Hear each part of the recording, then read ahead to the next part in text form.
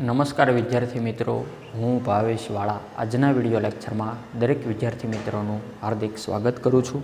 વિષય biology, chapter number 14 વનસ્પતિઓમાં વહન. આજનો ટોપિક છે ઉભયધર્મી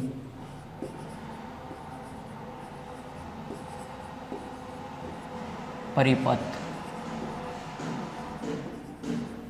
ઉભયધર્મી પરિપથ બોલે તો એમ્ફીબોલિક પથ.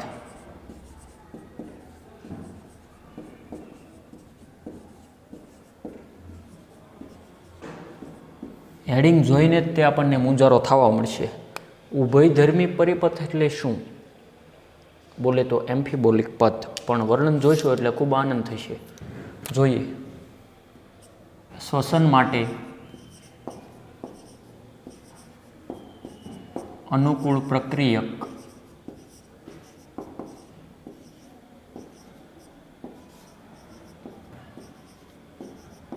ગ્લુકોઝ છે. ગ્લુકોઝ છે જે આપણે ઓલરેડી જોઈ ગયા કે શ્વસન માટે અનુકૂળ પ્રક્રિયક હોય તેવું કોણ હતું? ગ્લુકોઝ. C6H12O6. ક્લિયર? શ્વસનમાં બધા કાર્બોદિતોનો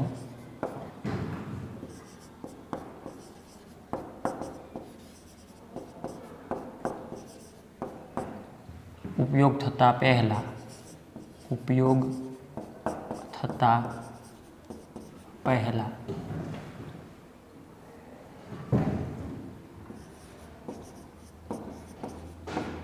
તેઓ ગ્લુકોઝમાં પરિવર્તિત થાય છે.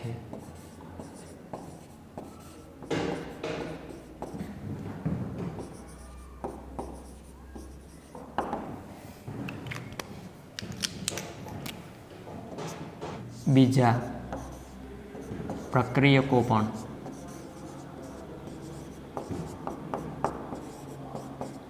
ઉપયોગમાં લેવામાં આવે છે.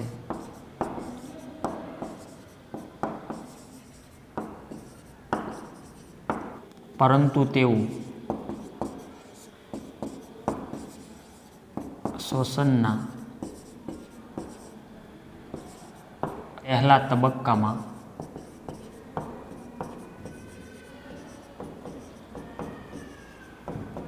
ઉપયોગમાં લેવાતા નથી.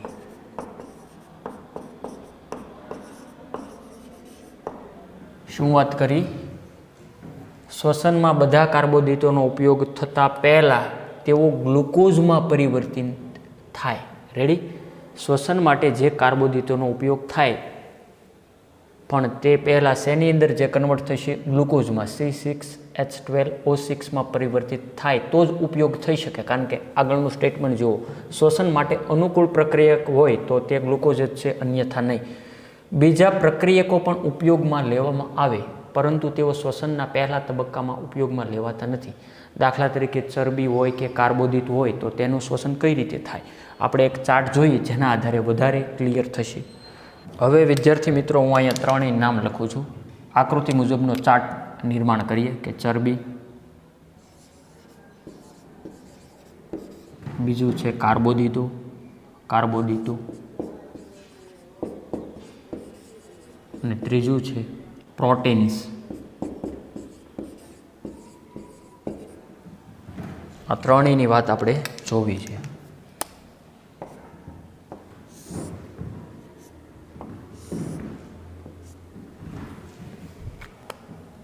તો એ પણ તમને ખ્યાલ છે કે ચરબી શેની બનેલી છે? યાદ કરો, ફેટી એસિડ અને ગ્લિસરોલ. ફેટી એસિડ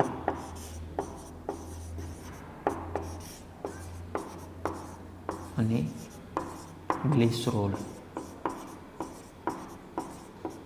એટલે ધોરણ 10માં પણ આવી નથી ગયું તમારે કે ચરબીનું પાચન થાય એટલે ફેટી એસિડ અને ગ્લિસરોલમાં રૂપાંતર થાય. જ્યારે કાર્બોદિતનું પાચન થાય તો શેમાં કન્વર્ટ થશે? યાદ કરો, આગળના ધોરણમાં ઓલરેડી આવી ગયું. સરળ શર્કરાઓ,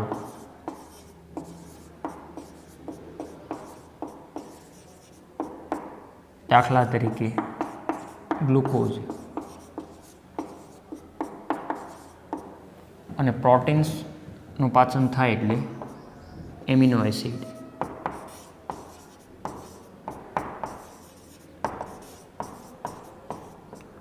એમિનો એસિડ વિવિધ પ્રકારના એમિનો એસિડ હોય, 20 પ્રકારના હોય, જે આગળ તમારે આવશે પાછું. તો એટલી વસ્તુ થોડીક આપણને સમજાય છે. હવે એનસીઆરટી બુક્સ મુજબ થોડુંક હાઇલાઇટ કરેલું છે, આપણે હાઇલાઇટ કરો ને ભાઈ, આ રીતના થોડુંક વ્યવસ્થિત લાગે તેવું.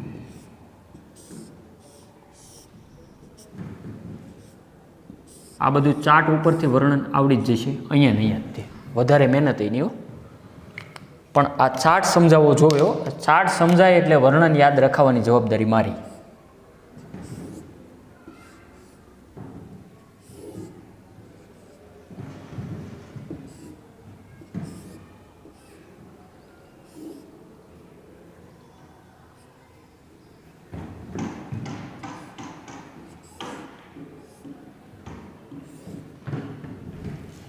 ચાલો હવે આગળ વધીએ.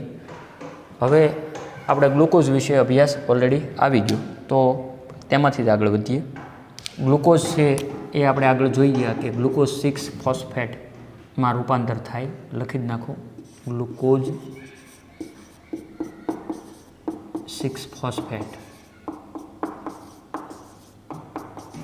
ત્યારબાદ ફ્રુક્ટોઝ 1,6 બાયફોસ્ફેટ અને તેમાંથી ગ્લિસરાલ્ડિહાઇડ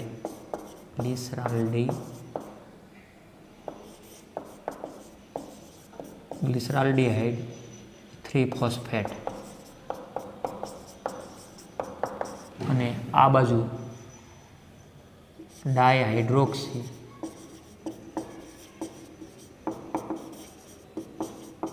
એસિટોન ફોસ્ફેટ. ઓકે, તો કંઈ યાદ આવ્યું થોડું? ગ્લાયકોલિસિસના તબક્કા યાદ આવે? Yes, very good. તો આ એકબીજામાં કન્વર્ટ થઈ જ શકે. ગ્લાયકોલિસિસ જ છે એટલે ગ્લાયકોલિસિસના આપણે તબક્કાને જ જોઈ ગયા. ગ્લુકોઝ 6 ફોસ્ફેટ આ અમે ડાયરેક્ટ શોર્ટમાં પછી આપી દીધું. ત્યાંથી જે આવતું હોય અનુક્રમે ફ્રુક્ટોઝ 1,6 બાયફોસ્ફેટ, ત્યાંથી DHAP ઢાપ અને PGAL રેડી, એટલે કે ગ્લિસરાલ્ડિહાઇડ 3 ફોસ્ફેટ આ એકબીજામાં કન્વર્ટ થાય વગેરે વગેરે. આવું આપણે જોઈ ગયા આગળ ગ્લાયકોલિસિસના તબક્કામાં. ક્લિયર? તો કે ક્લિયર. અને એ પણ તમને ખ્યાલ છે કે ગ્લિસરાલ્ડિહાઇડનું છેલ્લે પાયરુવિક એસિડમાં નિર્માણ થતું હતું. પાયરુવિક એસિડ ગ્લાયકોલિસિસના તબક્કા. અને આ જે પાયરુવિક એસિડ છે જે ક્રેબ્સ ચક્રની અંદર એસિટાઇલ કોએન્ઝાઇમ A માં દાખલ થતો હતો આગળ ક્રેબ્સ ચક્રમાં. જે અહીંયા જગ્યા નથી, હું આગળ એરો કરીને દર્શાવું છું, અહીંયા ઉપર દર્શાવી દઈશ, અહીંયા ગોળ છકડું દર્શાવું. ક્રેબ્સ ચક્ર. અને ક્રેબ્સ ચક્રમાં શું થતું હતું એ પણ તમને ખ્યાલ જ હશે. H2O અને CO2 બહાર નીકળતા હતા. CO2 બોલે તો કાર્બનિક.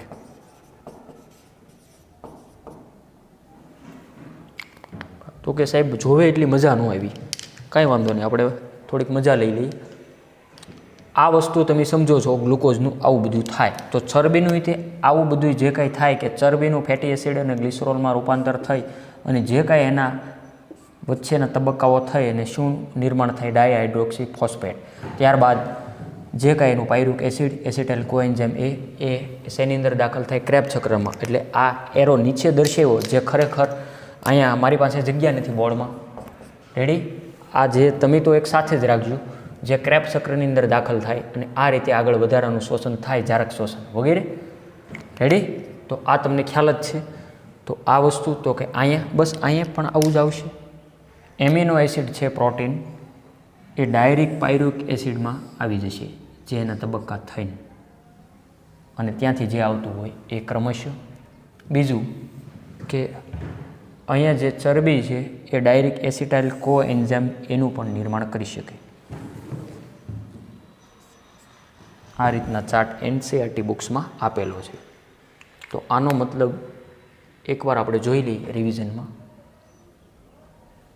આકૃતિમાં તમે જોઈ શકો છો કે ચરબી સૌથી પહેલાં ગ્લિસરોલ અને ફેટી એસિડમાં રૂપાંતર થાય છે. ક્લિયર?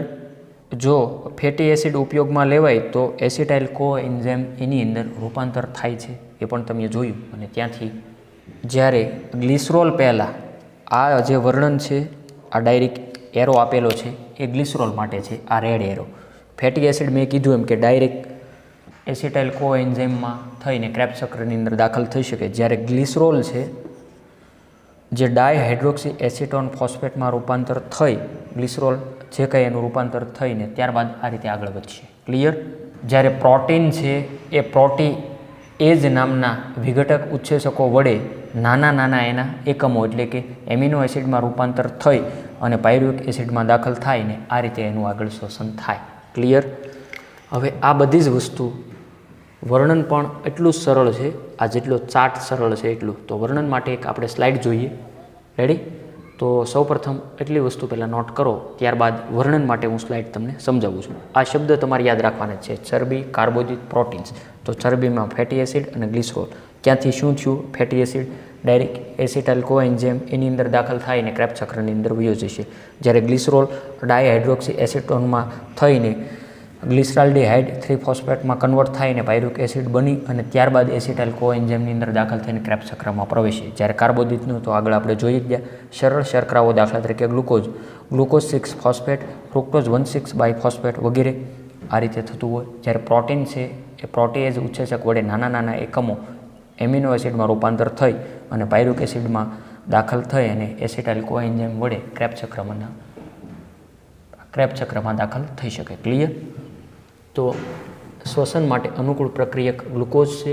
શ્વસનમાં બધા કાર્બોદિતોનો ઉપયોગ થતાં પહેલાં તેઓ ગ્લુકોઝમાં પરિવર્તિત થયા બધા સ્ટેપ બાય સ્ટેપ.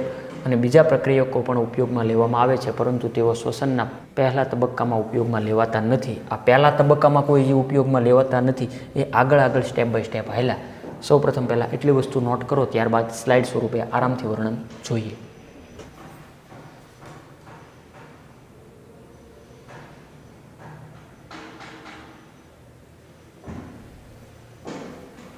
તો વિદ્યાર્થી મિત્રો, તમે બાકીનું વર્ણન જોઈ શકો છો.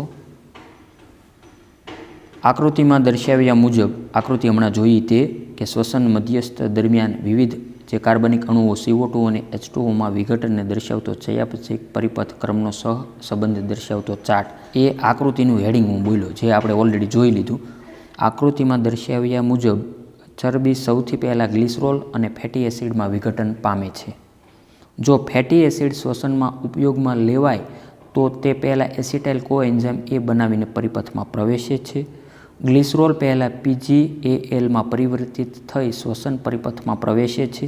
પ્રોટીન પ્રોટીએઝ ઉત્સેચક દ્વારા વિઘટન પામીને એમિનો એસિડ બનાવે છે. પ્રત્યેક એમિનો એસિડ એટલે કે ડીએમિનિફિકેશન થયા પછી પોતાની સંરચનાના આધારે ક્રેબ્સ ચક્રમાં અથવા પાયરુવેટ અથવા કોએન્ઝાઇમ એના વિવિધ તબક્કાઓમાં પ્રવેશ કરી શકે.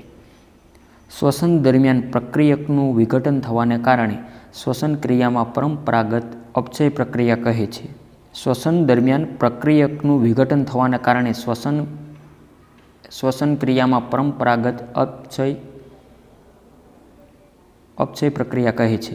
અને શ્વસન પરિપથ શ્વસનીય અપચય પરિપથ છે. ચરબી અને પ્રોટીન શ્વસનીય પરિપથથી વિખૂટા પડે છે. શ્વસનીય પરિપથમાં ઉપયોગમાં આવતા પહેલાં ફેટી એસિડ પ્રક્રિયક તરીકે પ્રવેશી એસિટાઇલ કોએન્ઝાઇમ એમાં વિઘટન પામે છે. જ્યારે સજીવને ફેટી એસિડનું સંશ્લેષણ કરવાની જરૂર પડે છે ત્યારે શ્વસન પરિપથમાંથી એસિટાઇલ કોએન્ઝાઇમ એ દૂર થઈ જાય, જેથી ફેટી એસિડનું સંશ્લેષણ અને વિઘટન બંનેમાં શ્વસન પરિપથનો ઉપયોગ થાય છે. જેનો ઉપયોગ છે તે અહીંયા માહિતી આપેલી છે. Next slide. આ પ્રકારે પ્રોટીનનું સંશ્લેષણ અને વિઘટન માટે શ્વસન પરિપથ મધ્યસ્થી બને છે. આ રીતે વિઘટનની પ્રક્રિયા ઓછી થાય છે. સજીવોમાં થતી વિઘટનની પ્રક્રિયામાં અપચય કહેવાય છે અને સંશ્લેષણની પ્રક્રિયાઓમાં ચય કહેવાય છે. એટલે ચય અને અપચય કોને કહેવાય? રેડી? આમ શ્વસન પરિપથ ચય અને અપચય બંને પ્રકારની પ્રક્રિયાને સમાવે છે. આ આપણા માટે અગત્યનું છે. તેથી તેને એમ્ફીબોલિક પરિપથ એટલે કે ઉભય ગુણધર્મી પરિપથ કહેવું યોગ્ય છે, નહીં કે અપચય પરિપથ કહેવું. કારણ કે ચય અને અપચય બંનેને જોડતો મધ્યસ્થી પરિપથ હોવાથી ઉભય ગુણધર્મી પરિપથ પણ કહેવાય છે. ક્લિયર? તો વિદ્યાર્થી મિત્રો, આ બંને સ્લાઇડ તમારે વ્યવસ્થિત લખવાની રહેશે.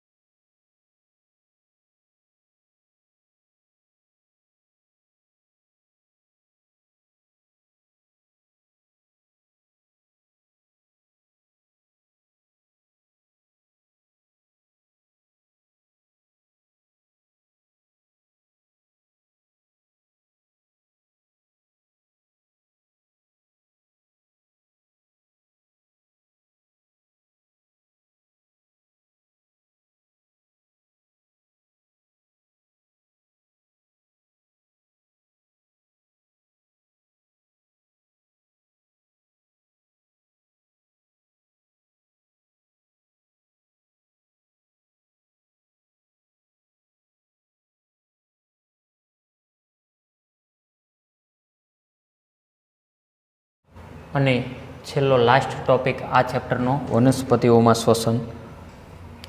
હેડિંગ આપજો શ્વસનાંક, જેને શું કહેવાય ઇંગ્લિશમાં? Respiratory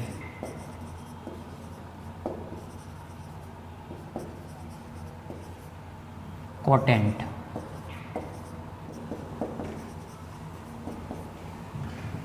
respiration કોટેન્ટ. આ મેં એટલા માટે લખ્યું, આગળ તમારે શોર્ટમાં આવશે RQ. RQ બોલે તો રેસ્પિરેશન અને કોટેન્ટ એટલે Q.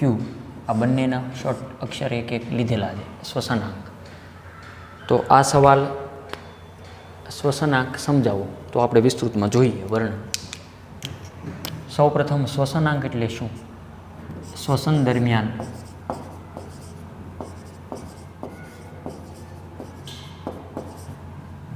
ઓક્સિજનનો ઉપયોગ થાય છે.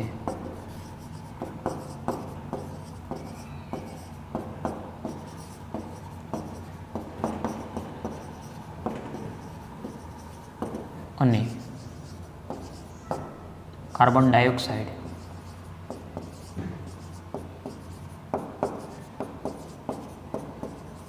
મુક્ત થાય છે. શ્વસન દરમિયાન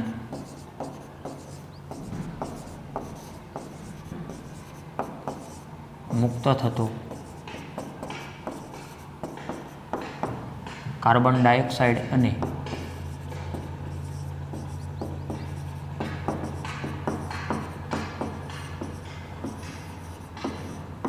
ઉપયોગમાં લેવાતા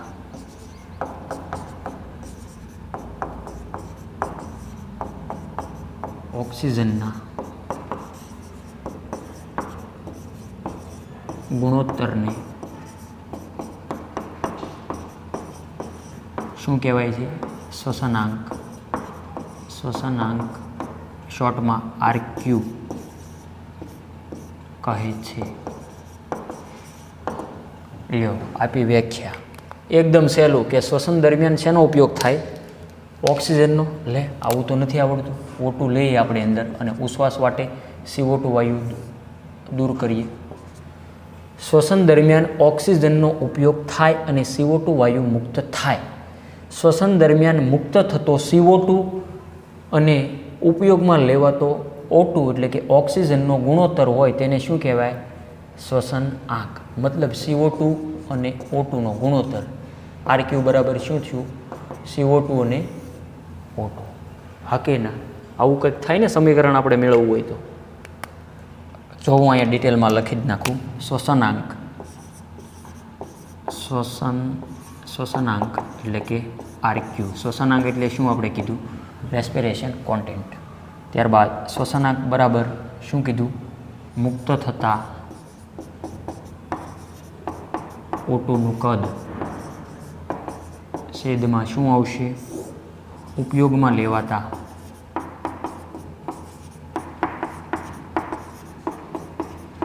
O2નું કદ.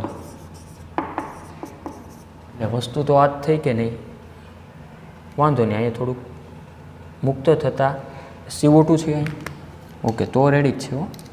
મુક્ત થતાં CO2 જ આવશે ને પહેલું. CO2નું કદ અને ઉપયોગમાં લેવાતા O2નું કદ. એટલે RQ બરાબર CO2ના છેદમાં O2. ક્લિયર? તો કે ક્લિયર. આ શ્વસનાંક શેના ઉપર આધાર રાખે? તો આધાર તો રાખતો જ હશે ને કોઈ ઉપર. શેના ઉપર? એ નથી ખબર. તો નથી ખબર તો અહીંયા જુઓ. આધાર. શ્વસનાંકનો આધાર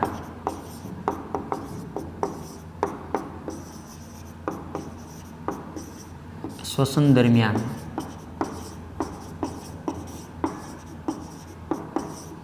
ઉપયોગમાં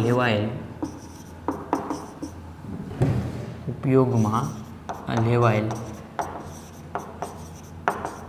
શ્વાસ્ય પદાર્થ પર નિર્ભર કરે છે. શ્વસનાંકનો આધાર કે કેટલા વેગથી શ્વસન થાય તે તો શ્વસન દરમિયાન ઉપયોગમાં લેવાયેલ સ્વાસ્થ્ય પદાર્થો ઉપર ડિપેન્ડ કરે કે કેટલી માત્રામાં અંદર O2 જાય છે અને કેટલી માત્રામાં O2 ઉત્સર્જિત થાય છે. તેના ઉપર જ આખો આધાર હોય કે નહીં? તો કે હોય. આગળ આપણે ગણતરીમાં જોઈએ. ફોર એક્ઝામ્પલ એ આગળ આવશે. તો આપણે આગળ હમણાં જોઈ ગયા કે ગ્લુકોઝ એટલે કે કાર્બોદિત, ચરબી એટલે કે ફેટી એસિડ જે કંઈ હતું એ, અને ત્યારબાદ જોયું હતું પ્રોટીન. તો આ ત્રણેયની અંદર શ્વસનાંકની આપણે ડિસ્કસ કરીએ. તો સૌપ્રથમ હેડિંગ આપું છું. કાર્બોદિતનું શ્વસનાંક. કાર્બોદિતનો શ્વસનાંક. તો સૌપ્રથમ તેનું સૂત્ર તમને આવડે જ છે. કાર્બોદિત ગ્લુકોઝનું સૂત્ર યાદ કરો. જો કાર્બોદિત પ્રક્રિયકના રૂપમાં હોય તો પૂર્ણ ઓક્સિડેશન થાય છે.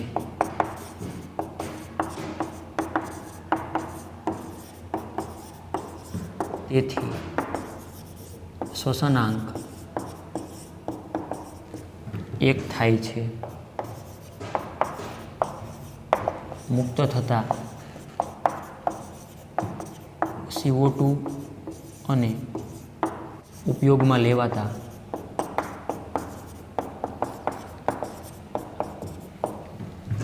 O2ની માત્રા સમાન હોય છે.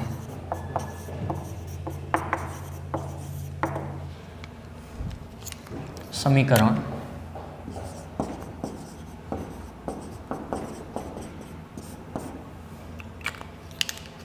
ગ્લુકોઝનું સમીકરણ બોલો.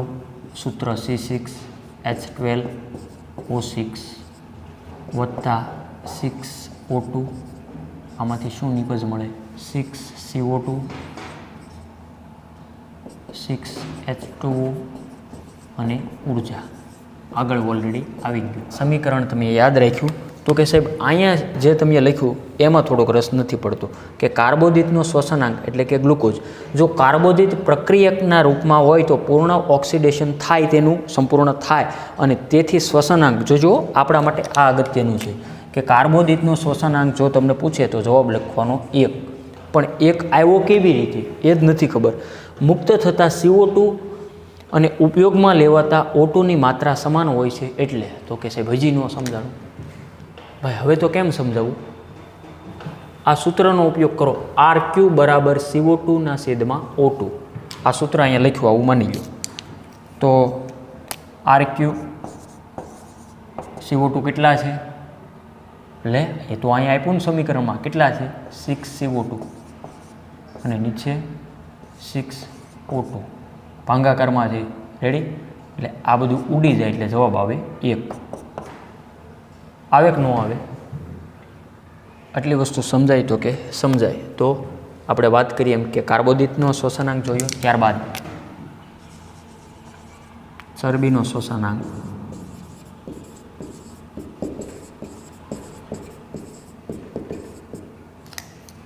જ્યારે ચરબી શ્વસનમાં ઉપયોગ લેવાય તો તેનો શોષણાંક 1 થી ઓછો હોય છે. ફેટી એસિડ ટ્રાઇપામિટિનના રૂપમાં ઉપયોગમાં લેવાય છે. હવે સમીકરણ જ લખી નાખવું અહીંયા પણ. C51 H98 અને O6 આ શેનું અણુ લીધું? તો કે ચરબીનું. આવા 2 અણુ લીધા માની લો. વત્તા 145 અણુ O2ના લીધા. હવે જે પ્રક્રિયા થાય તે જોવાની રહી. તો આપણને 102 CO2 મળશે. 102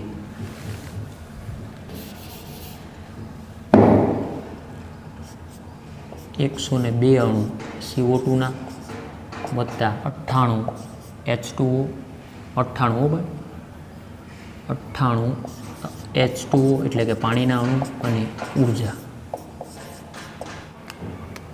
તો અહીંયા આપણા સવાલમાં શું આપ્યું કે ચરબીનો શોષણાંક જ્યારે ચરબી શ્વસનમાં ઉપયોગમાં લેવાય તો તેનો શોષણાંક 1 થી ઓછો હોય. આપણા માટે આ અગત્યનું કે ચરબીનો શોષણાંક કેટલો છે? 1 થી વધુ, 1 થી ઓછો, 1 કે 0? તો જવાબ આવશે 1 થી ઓછો. 0 પણ નથી એ હમણાં આગળ હું અહીંયા સમજાવું.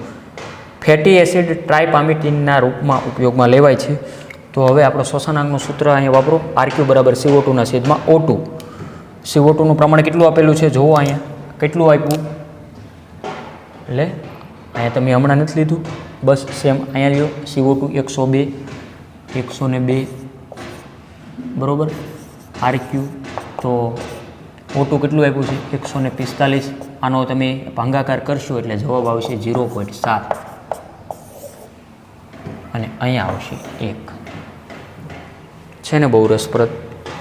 તો કાર્બોદિત અને ચરબીનો શોષણાંક આપણે જોયું. હવે પ્રોટીનનો જોવાનો છે. અત્યારે બોર્ડમાં જગ્યા રહી નથી. સૌપ્રથમ પહેલાં એટલી વસ્તુ નોટ કરો, ત્યારબાદ જોઈએ પ્રોટીનનો શોષણાંક.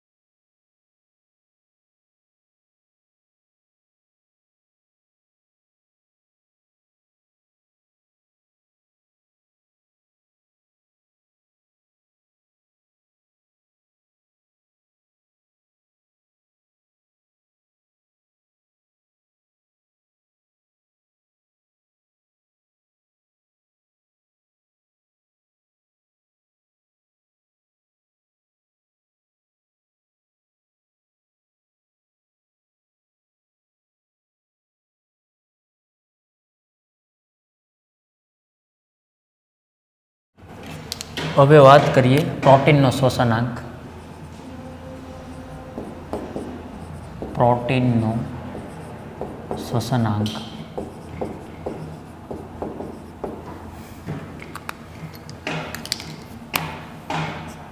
જ્યારે પ્રોટીન શ્વાસ્ય પદાર્થના રૂપમાં ઉપયોગમાં લેવાય ત્યારે તેનો શ્વસન આંકનો ગુણોત્તર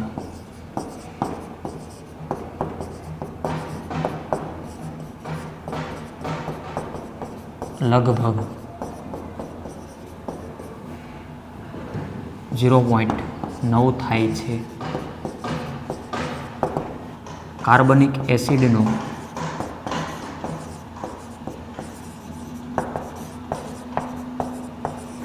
જ્યારે શ્વસન માટે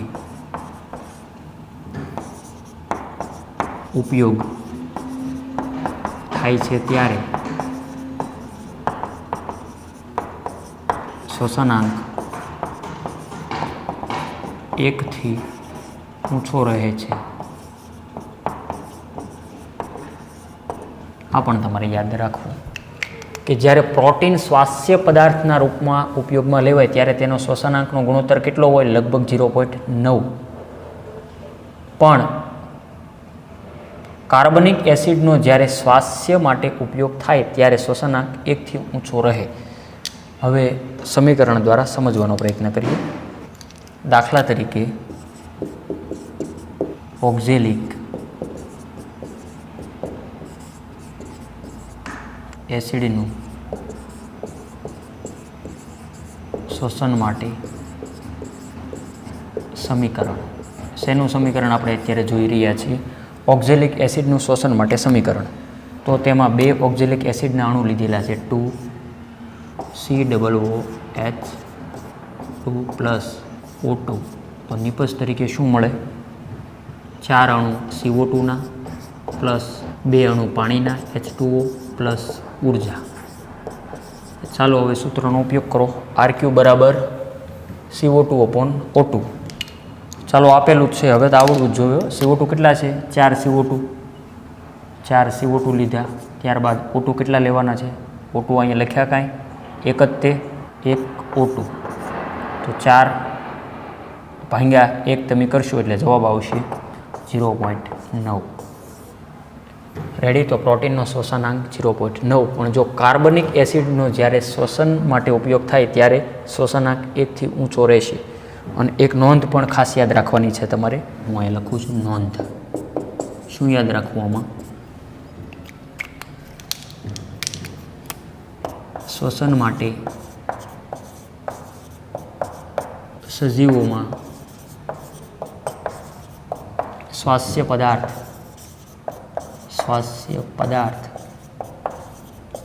મોટે ભાગે એક કરતાં વધારે હોય છે. પરંતુ શુદ્ધ પ્રોટીન તેમજ ચરબી શ્વાસ્ય પદાર્થ તરીકે ક્યારેય ઉપયોગમાં આવતા નથી. તો વિદ્યાર્થી મિત્રો, આ એક નોંધ ખાસ યાદ રાખવાની કે શ્વસન માટે સજીવોમાં શ્વાસ્ય પદાર્થ મોટા ભાગે 1 કરતાં વધારે હોય, પરંતુ શુદ્ધ પ્રોટીન તેમજ ચરબી શ્વાસ્ય પદાર્થ તરીકે ક્યારેય ઉપયોગમાં આવતા નથી. આ એક યાદ રહે. રેડી? તો શ્વસનાંક જોયું વ્યવસ્થિત. તો અહીંયા વિદ્યાર્થી મિત્રો આપણું ચેપ્ટર નંબર 14 અહીંયા સંપૂર્ણ આપણે પૂર્ણ જાહેર કરીએ છીએ. ત્યારબાદ નેક્સ્ટ ચેપ્ટર આવશે વનસ્પતિ રિલેટેડમાં છે, ચેપ્ટર નંબર 15. તો તેમાંથી મોટા ભાગનું ચેપ્ટર છે એ બોર્ડમાંથી રદ કરેલું છે, પણ જે ભાગ રદ નથી કરેલો તે આપણે નેક્સ્ટ વિડીયો લેક્ચરથી જોવાનું છે. ક્લિયર? તો વિદ્યાર્થી મિત્રો, આજનો વિડીયો લેક્ચર એટલે સુધી રાખીએ.